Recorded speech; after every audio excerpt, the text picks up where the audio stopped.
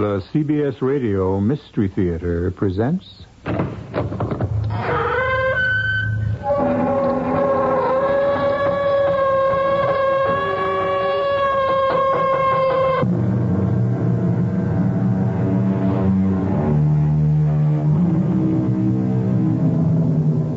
in. Welcome. I'm E.G. Marshall. Most animals live out their lives in the company of other animals of their own species. Wolves live in packs, lions live in prides, whales swim in the company of other whales. Now and again we encounter an animal who is a loner, like the tiger or the panther. But horses seek out other horses, zebras other zebras, penguins stay with other penguins, and seals with other seals. Man is no different. He chooses to live close to other men, and when he doesn't, he is considered a curiosity. What happens to a human when he is deprived of companionship is the theme of our story. She's at it again, sir. What are you talking about? It's the boy. He's back. You don't mean... I do, sir. But it's been a year. Far as we know. You're sure about this? Positive, sir. The boy is back.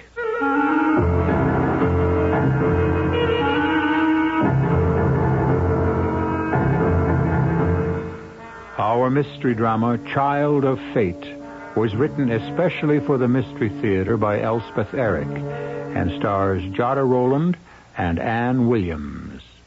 It is sponsored in part by Buick Motor Division and Anheuser-Busch Incorporated, Brewers of Budweiser. I'll be back shortly with Act One.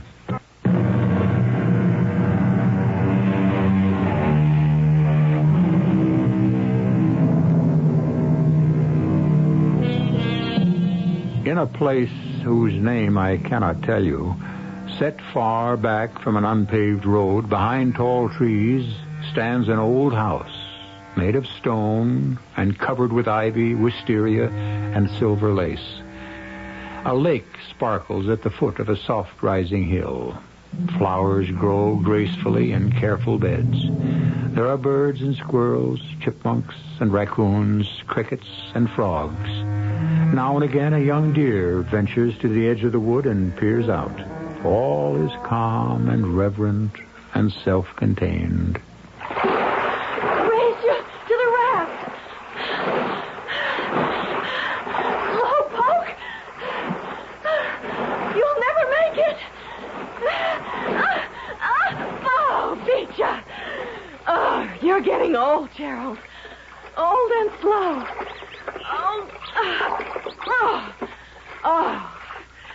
Oh, the sun is marvelous. Oh, sit beside me. Oh, sweet Gerald. You weren't really racing, were you?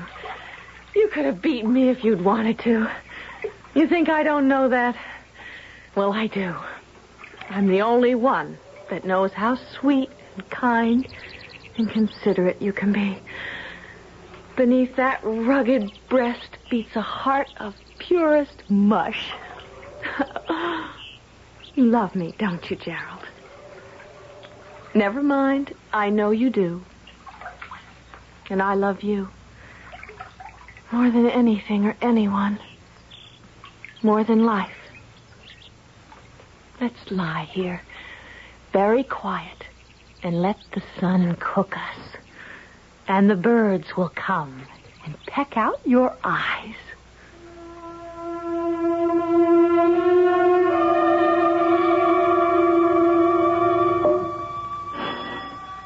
I'll get the door, Edna. I know who it is. Miss Tarcher? Yes. Mr. James Trent. Yes. Do come in. Thank you. Did you have trouble finding us? A little. We're very obscure here. There was no one to ask, apparently. And we have no neighbors nearer than 6 miles. Oh, do come into the library. Thank you.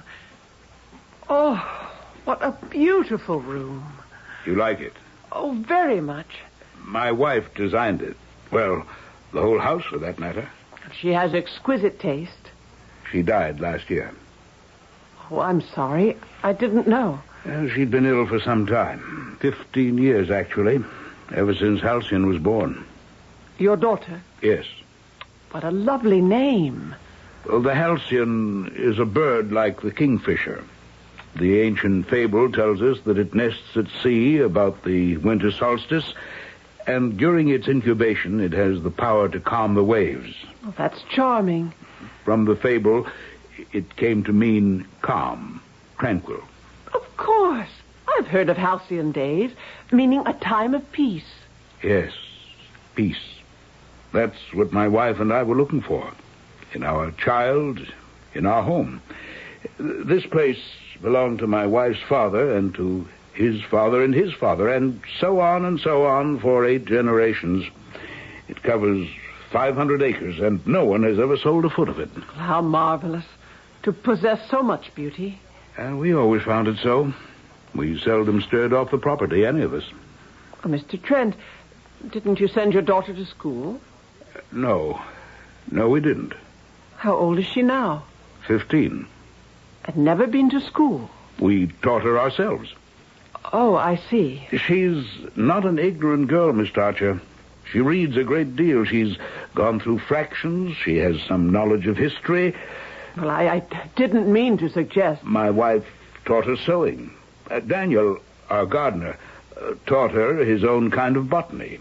She knows her way around a kitchen, thanks to Daniel's wife, who's our cook. I taught her to ride a horse, to swim. Halcyon is far from ignorant. Well, you must have worked very hard with her. We did. How old are you, Miss Archer? I'm 27. Not too old. No, not too old. Not too old? For what? To be a companion to a 15-year-old girl. But your advertisement said you wanted a governess. That's what I am. What I've been for 5 years. That's what I'm suited for. Well, I didn't know how to word the advertisement. How to explain? You said a governess who was fluent in French and Italian. I know that's what I said, and that's what I want. I may take Halcyon abroad in a year or 2. Well, then... But more than that, you must have some idea of the life we lead here. We're very reclusive. It's a hermit-like existence, isolated as we are from nearly everyone. The servants have been with us since before Halcyon was born. There's never a new face around here. I'd hope that you could supply a certain amount of cheerfulness. To my daughter, of course. Yes, come in. Mr. Trent. Daniel, come in. Oh, you're busy, Mr. Trent. I didn't know. Now, come in, Daniel. I want you to meet someone. This is Miss Violet Tarcher. And this is our marvelous gardener who makes every lovely thing grow lovelier. How do you do? Miss Tarcher? She's going to come here to live, Daniel. At least, I hope she will. Oh? You think you'll like it here, Miss Tarcher? I haven't quite decided. Daniel, will you be good enough to introduce Miss Tarcher to your wife? Ask Edna to show her over the house, especially the blue room, which will be hers if she decides to stay. Now, Mr. Trent? Well, if you don't mind. While you're doing that, I'll go down to the lake and fetch Halcyon. Mr. Trent, could you wait a minute? I'd like to talk to you. Can't it wait, Daniel? It's about Miss Halcyon. Oh. Well, take Miss Tarcher to the kitchen, turn her over to Edna, and come back here. I'll wait for you. Miss Tarcher all delivered over into Edna's capable hands? Yes, sir. She's shown Lady over the house. Good. You wanted to talk to me about Halcyon? I think I should, sir. Well, what is it? Mr. Trent. She's at it again, sir. What are you talking about? You know what I mean? It's the boy. He's back. Gerald? Isn't that what she used to call him? Yes, sir. Gerald. But it's been a year. Far as we know. You're sure about this? Positive. I was repairing the dam where the brook flows into the lake. You know the spot. And I know. Miss Halcyon was swimming, the way she always does. I don't think she saw me, but the air was so pure and clean I could hear her voice as perfect as if she was standing next to me. And she was talking to him. You couldn't be mistaken? She called out to him, loud and clear. She was calling, "Race you to the raft," and "You'll never make it," and things like that. Good Lord. It's been a long time, sir, since she's done that.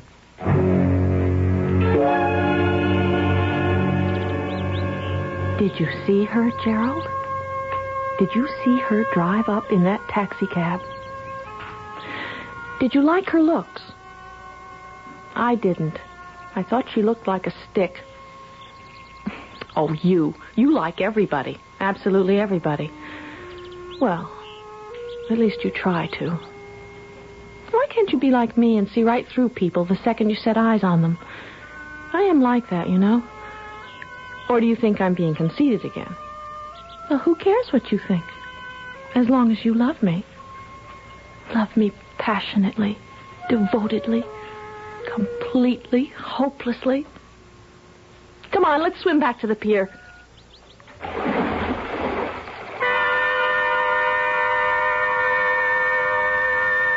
Don't you think Miss Tarcher should be told, sir, if she's to stay on here? Well, I don't know that we have to tell her right away, Daniel.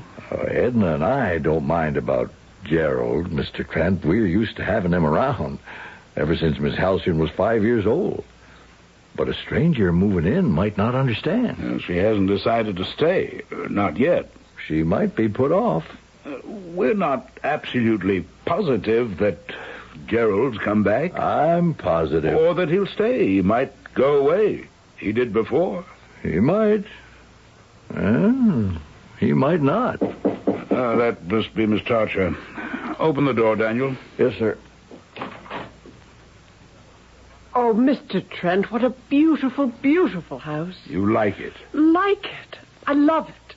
It's taken hold of me like an enchanted place. Oh, Mr. Trent, I should love to stay here. You haven't met Halcyon. That's true, though I'm sure she's lovely. Any daughter of yours. Daddy, where are you? In the library, Halcyon. Oh, good. It's the most beautiful day, and I've had the most marvelous swim. Oh, I'm sorry. This is Miss Violet Tarcher, Halcyon. You remember I told you? You're here to teach me things, aren't you? French and Italian, if you care to learn. You'll teach me to care. I know you will. Well, I'll try. So will I. We'll do great things, Miss Tarcher. Oh, Mr. Trent, your daughter's gone straight to my heart. I'd love to stay on, if you'll have me.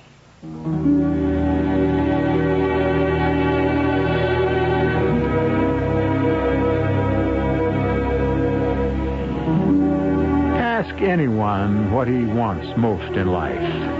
After he has given you the glib, the ready answers like fame, success, marriage, or children, after all that, you will discover that beneath and beyond all these desires lies the insatiable craving for peace of mind. We may think that wealth or fame will bring us peace, but the truth is we do not care what brings it, if only we can achieve it. The bitter truth may be that such peace comes only in the grave. We'll come back shortly with Act Two. Now,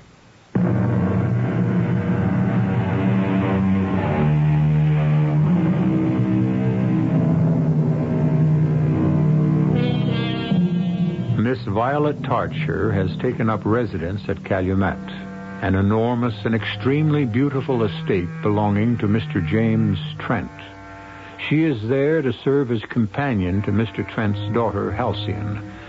Until the previous year, Halcyon had received her education from her parents, but now her mother has died. Mr. Trent is concerned not only for Halcyon's education, but for her social contacts, which, aside from her parents and the servants, have been limited to a creature of her imagination named Gerald. It is 6 months later. She's quite nice, Gerald.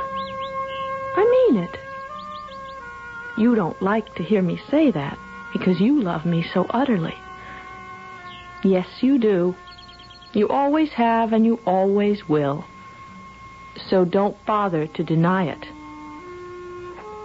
I could tell the biggest lie, steal the most priceless treasure, start fires, ravage the landscape, seduce all the men in the world.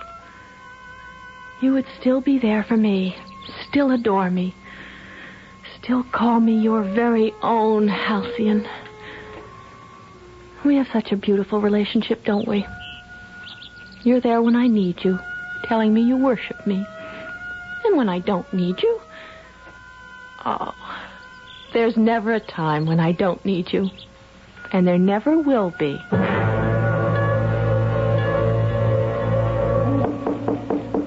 Come right in, Daniel. Mr. Trent, do you want to talk to me? Please sit down. Thank you, sir. Daniel, you see quite a bit of Halcyon, don't you? I mean, she's out of doors so much. I only see her at mealtimes, really, but in between. Well, I don't exactly spend much time with her. No, but you must run across her during the day, catch sight of her, know where she is, what she's doing. Well, right now, I happen to know she's in the orchard. She's sitting in the tallest tree, way up the top. What's she doing there? She's been climbing those trees since she was a little girl. Sometimes she takes a book up there to read. How do you think Miss Tarcher's working out, Daniel? Do you think she's a good companion for Halcyon? I should say so, Mr. Trent. They do everything together. They swim, ride horseback, play tennis, go for walks. Miss Halcyon seems to be doing well in her studies. And I'm not worried about that. What I really wanted to know, and you're the only person I can discuss it with, you understand? I understand, Mr. Trent. You mean Gerald? Yes, I mean Gerald. Do you think she's still... that he's still... that she still imagines he's with her? I'd say not as often, Mr. Trent. She's not alone so much anymore. What did we do to her, my wife and I? Letting her be alone so much. I don't think you should blame yourself, Mr. Trent. Many children invent companions. I did it myself as a youngster. Well, I don't think I ever did. My childhood companion was a boy my own age. Maybe a little older. Definitely a little taller. And very accomplished. But he never condescended to me. He thought everything I did was wonderful. He always wanted to play my games. He always wanted to hear what I had to say. Never interrupted. Never cut me off. Never contradicted me. Oh, he was a marvelous companion. I've never met another like him. I called him Tootie. I've never known why. Well, what happened to Tootie? Why, I don't know precisely. He just sort of wandered away as I grew up. When I first missed his company, I thought I'd lost something or someone. But it was something or someone I didn't really need anymore. It's a long time since I've thought about Tootie. And you think Gerald will just wander away? He might. Then again, how can we know? You're right. Of course you're right. Is that all, Mr. Trent? Just ask Miss Tarcher to step into the library, will you? When she's finished her breakfast. I think it's time I told her about Gerald. Perhaps she can encourage him to wander away.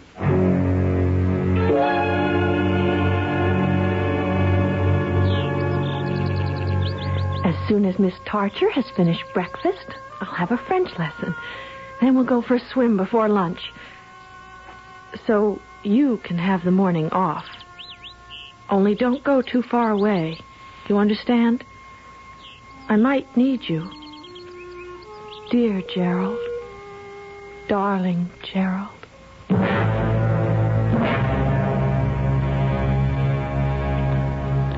You wanted to talk to me, Mr. Trent. Daniel said... Yes, thank you, Miss Archer. Well, nothing's wrong, I hope. No, everything's fine. You're enjoying it here? Oh, very much. And I'm enjoying your daughter. Good. I wanted to talk to you about her. She's coming along very well with her French. Italian is a little slower. It's difficult to master both at the same time, but she's making progress. If she'd had Latin, it would be easier. I'm sure she's doing very well. Oh, she is. But that's not what I wanted to talk to you about. Actually, you seem to have done Halcyon a lot of good, quite aside from the tutoring. Oh, it's very nice to hear that. You spend a lot of time with her, don't you, Miss Archer? Quite a lot, yes. We do a lot of things together. So she's really not alone very much, is she? Well, I don't tag around after her. She's entitled to some privacy. Well, of course, but Besides, she seems like a very self-sufficient young lady. Oh, she is, in a way. Miss Archer, would you mind very much if I called you Violet? No, I don't mind. You see, Halcyon's been alone so much, all her life. When she was a very small child, she invented a playmate for herself, a little boy her own age. Someone to talk to, someone to play with. That's not uncommon. I know that. But when a child grows into adolescence, does she still need this fantasy? Isn't the real world enough for her, or shouldn't it be? Well, I think it should. Well, Daniel thinks, and I'm inclined to think, that Halcyon hasn't given up this imaginary playmate. Gerald, his name is. She's really grown up with Gerald. Or should I say, Gerald's grown up with her. I've seen no signs of any aberration, Mr. Trent, if that's what you're trying to ask me. It is. Thank you for reading my thoughts. Halcyon's such a healthy child. Spends so much time out of doors. Daniel says she's in the orchard right now, high up in a tree. All that fresh air and sunshine. Well, how could she have any morbid thoughts? And I hope you're right. I think I'll go get her out of that cherry tree so we can start her lessons. Then we'll go for a swim before lunch. You've made me feel easier about her. Oh, Mr. Trent, she swims so well. How about building a diving board at the end of the pier? Well, I taught her to swim. I don't know about diving. I could teach her. I'd love to. Good. That settles it. You'll get your diving board. Halcyon? Where are you? Here, Miss Archer. Well, where's here? Top of the big tree. Oh? To your right. Now straight ahead. Now look up. For goodness sake! I can hardly see you. I'm almost at the top. How in the world did you ever get up there? I climbed, naturally. Well, you certainly must have. This is the best tree for climbing on the whole place. Can you climb, Miss Archer? I used to, but I'm a little too old to do it now. Oh, try. Why don't you try? Well, why don't you climb down so we can start our lessons? Oh, try climbing up first. Want me to show you how? I don't think so. See that branch just above your head? Grab hold of that and swing your feet up. Go on, try it. Heavens. Go on, try. That's it. Oh. Now swing your feet up. Oh, I don't know if oh, there. Oh. Was that easy? Yes, it really was. Seems I haven't forgotten how after all. What do I do now? Grab hold of the trunk. Oh. And step up on that big fat branch. Oh, yes, I see. Got it. There you are. Oh, isn't that easy? Now come on up the rest of the way. It's like working out a puzzle, isn't it? Kind of. Well, I don't promise to to climb to where you are. Oh, you will. It's easy. Come Oh. on. Oh. You're halfway up.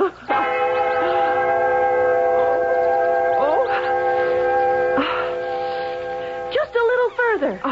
Now step on that branch. Oh, well, will it hold me? Oh, sure. No, not that one. Oh, I've got you. Here, give me your hand. Your hand. I just got hold of your blouse. I can't reach.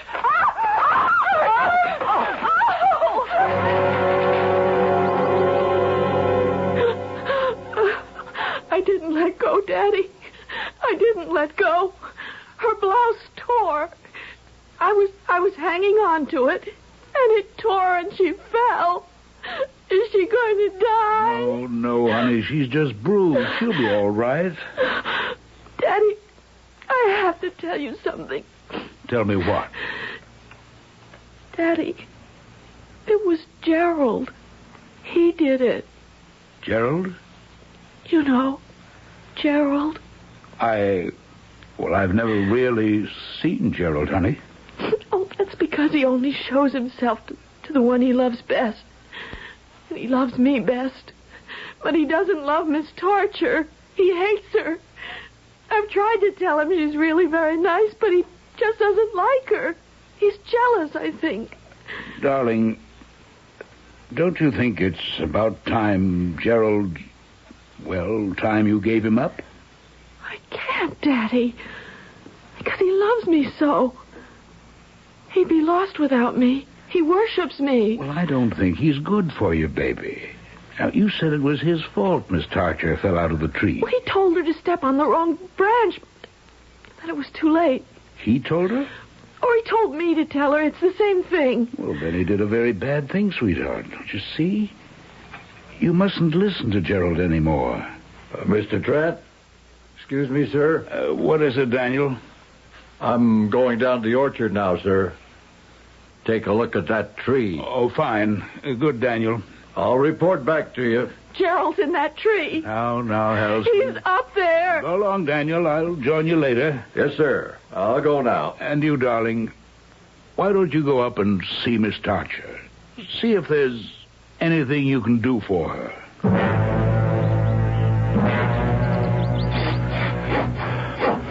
Rotted. Halfway through.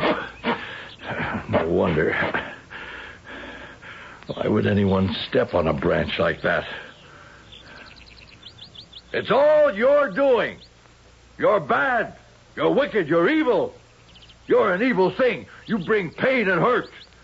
Go back. Go back where you come from. Go back to hell, you wicked boy. We don't need you here. Daniel. Oh, you've corrupted this place. You've put a stain upon it. Daniel. Go away.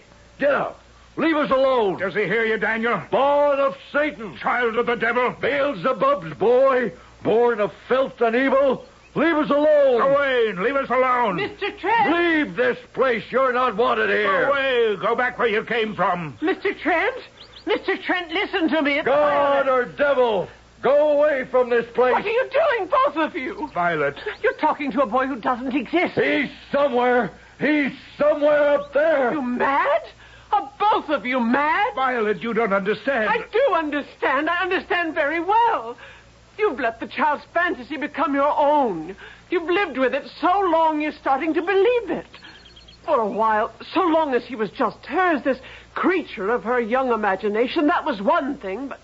But now in your bewilderment and your isolation and your loneliness, you've let her dream become your dream. Her hallucination has become yours. Please, Violet. Well, so long as this Gerald did no harm, you were willing to let him live. Be a playmate to your daughter, her companion, her cherished friend. But let anything go awry, let anything disturb your peaceable existence, threaten the tranquility you've built for yourselves, then you join your innocent daughter in her soul's wanderings. You give this wild playmate reality, and you try to exorcise it. Shame on you. Shame. Shame on both of you. Grown men giving themselves over to delusion, to phantoms, to error of the most cancerous kind. Are you here to protect the child from chaos and confusion? Or Or have I been sent here to protect you all?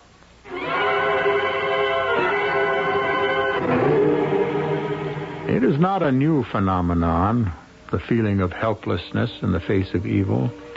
It is a feeling as old as man. In man's long history, he has given evil many names. Devil, demon, fiend, all in an attempt to externalize something which we all feel, we all know, but it lives within ourselves. If we really wished to change this wicked world, we would begin by changing ourselves. I'll be back shortly with Act 3.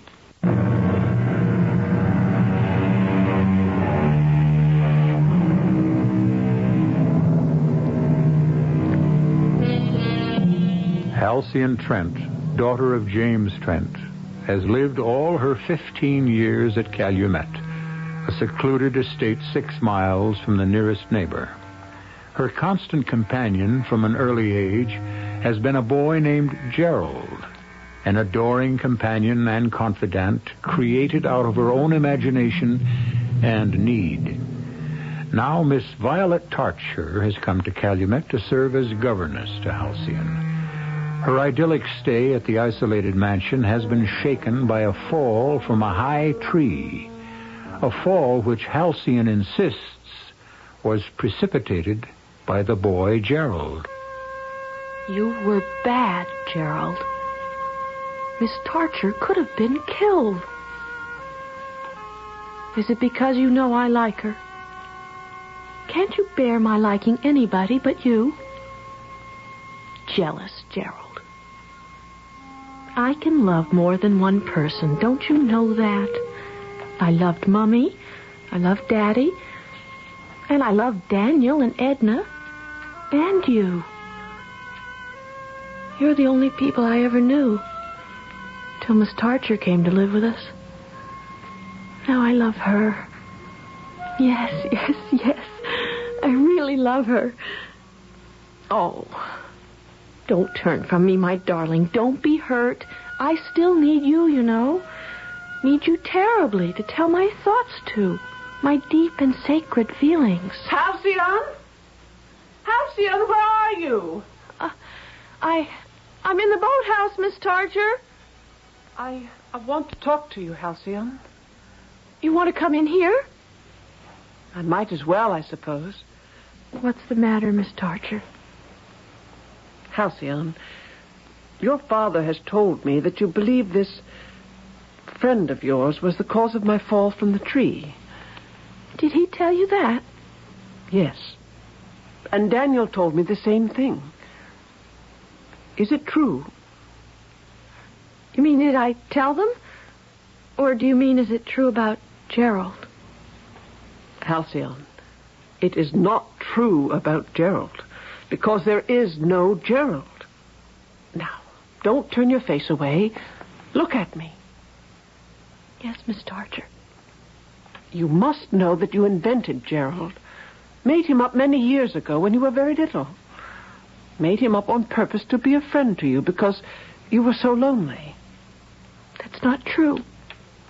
Gerald is my friend. Of course he's your friend, but he isn't real. Gerald is my friend. He's 17, and he has long golden hair and beautiful blue eyes and the longest eyelashes of anybody. He's kind and good and loving and gentle, except for once in a while, like when he made you step on the wrong branch and you fell out of the tree, but he only did that because he's jealous of anybody I'm fond of, because he adores me and he thinks I'm wonderful and he wants to marry me. Halcyon! We weren't going to tell anybody till I was quite grown up, but now you know.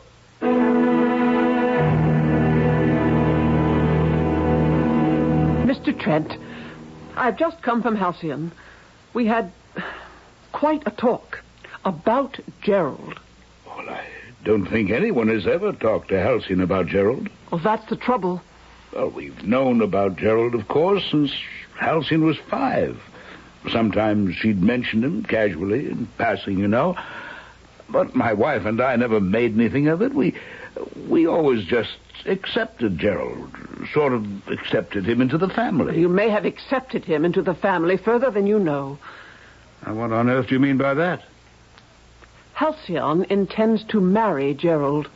How's that? Gerald has blonde hair and blue eyes and gorgeous eyelashes. Did you know that? Why, no, I didn't. And as soon as they are quite grown up, they mean to get married. Oh, Miss Archer. Violet, this is really too much. She told me so. Well, I've no doubt she did, but really, when she's a little older, meets a flesh and blood young man... Mr. Trent, Halcyon is already 15 years of age. Girls marry at 16. They don't marry the Geralds of this world, or whatever world this Gerald belongs to. You refuse to understand. Your daughter has had this fantasy for 10 years. This phantom boy has grown up with her. You've kept her in such seclusion, such isolation, she's never developed the strength and the independence to recognize her delusion. You've let her go on believing in this boy, born of her spirit, her desires. Yes, born of her loneliness. Don't you see, Mr. Trent? She may never let him go. Never. Well, in due time... Oh, the time is past due. The time is now. And even now may be too late.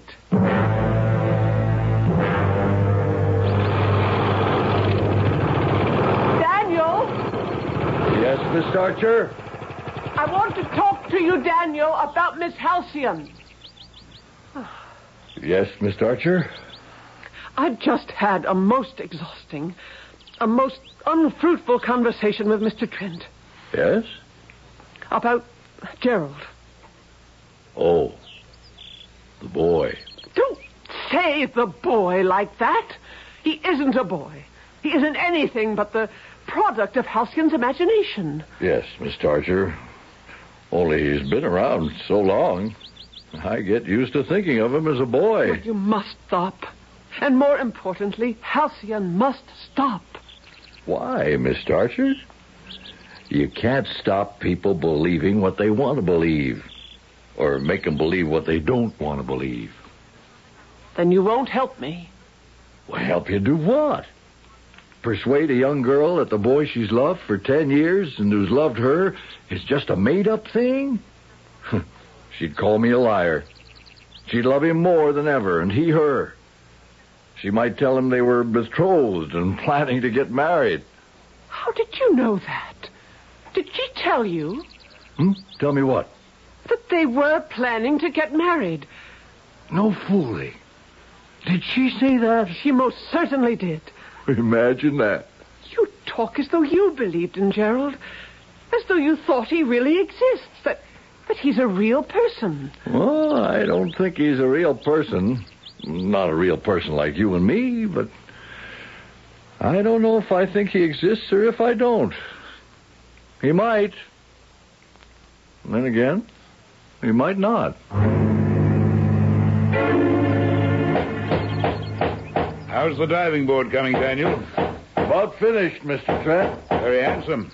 Got a good spring to it. Daddy! It's Halcyon, Miss Archer. Yes, dear? Oh, come on in for a swim with us. Oh, not today. Oh, it's such a lovely day. Maybe later. For now, I'll just watch you two. Can I try out the diving board, Daniel? Go ahead. Come on, the water's wonderful. Your turn, Violet. Very nice. Change your mind, Mr. Trent? I'd rather watch. Race you to the raft, Halcyon. Okay. Help! Violet! Miss Archer! I'm going down. I can't. Help me! I'm here. Let go, relax.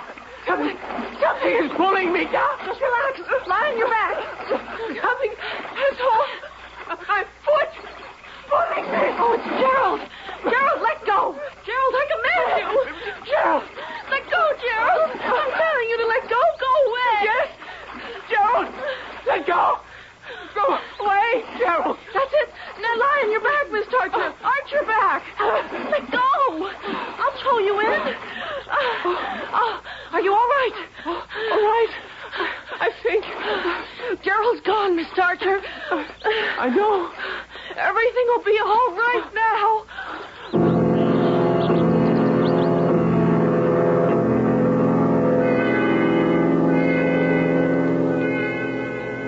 you feeling all right? I'm fine. You're sure? Quite sure. Gerald let go just in time. That wasn't Gerald. It wasn't.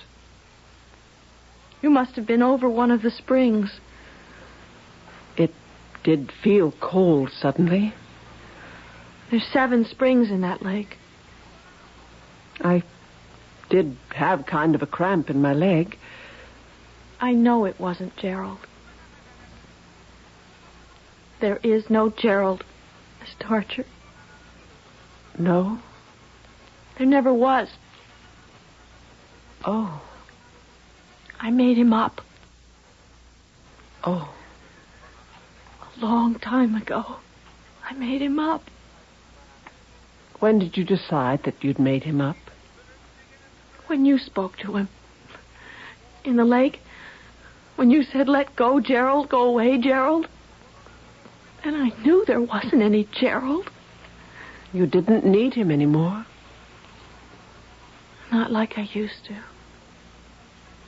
Do you think you'll ever need him again? Maybe. When I'm lonely. When I need somebody to talk to. But of course I'll have you, won't I? Me. And other people. Daddy? Maybe soon. Lots of other people. Did your father tell you? He and you and I are going abroad soon. To Paris and Rome and London. Oh, you'll meet lots of people. Lots of boys. Real boys? Real boys, darling. Real boys.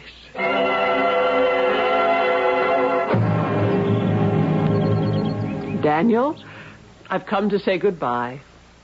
Have a nice trip, Miss Tarcher. Oh, I'm sure we will. It'll be a great experience for Miss Halcyon. Daniel, did you know she's finally decided there is no Gerald?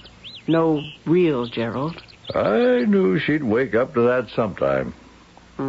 You were right, Daniel. You can't tame anyone's fancy. The harder you try to bring it down, the higher it flies.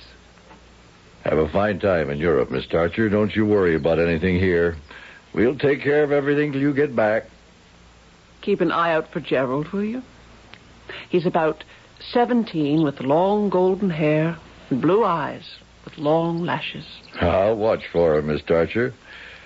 But, I think it's more than likely you'll find him in Europe.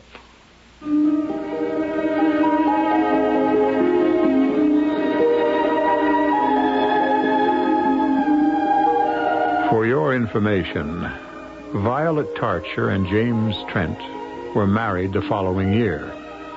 As for Halcyon, she became engaged to a young man with blonde hair, blue eyes, and very long lashes.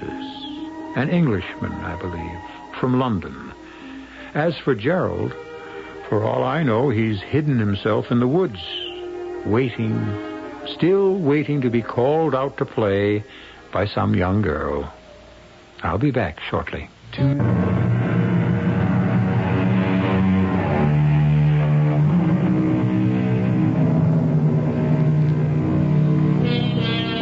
It's hard sometimes to see someone, particularly a young someone, reveling in the delights of a fantasy, a delusion, even an hallucination.